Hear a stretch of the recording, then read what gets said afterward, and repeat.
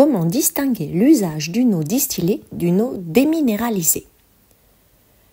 L'eau déminéralisée est une eau qui ne contient plus d'ions en solution, comme par exemple les ions calcium ou les ions hydrogénocarbonate. Elle ne contient plus de substances minérales neutres dissoutes, comme les hydroxydes de fer ou d'aluminium, mais elle peut contenir des substances organiques, avec des fonctions alcool par exemple. Elle peut contenir de la matière organique ou encore des bactéries. On parle alors d'eau déionisée quand elle est obtenue par purification sur des résines échangeuses d'ions par exemple.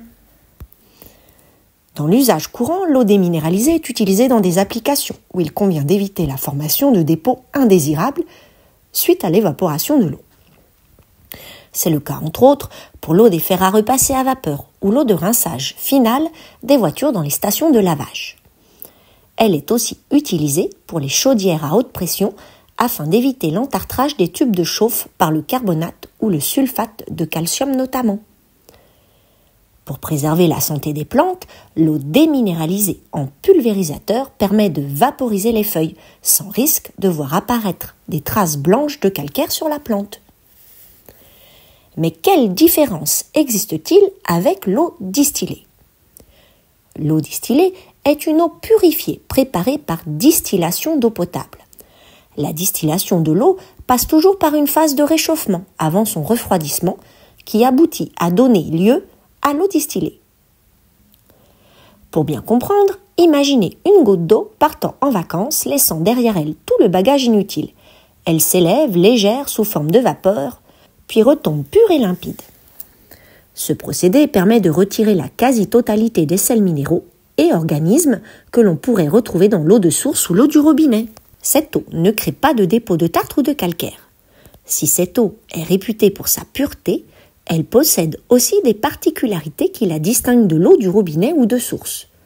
En effet, lorsque fraîchement distillée, cette eau affiche un pH de 7, soit parfaitement neutre, laissez-la à l'air libre et ce pH glisse rapidement vers une valeur avoisinante 5,4 car le dioxyde de carbone CO2 présent dans l'air se dissout dans l'eau.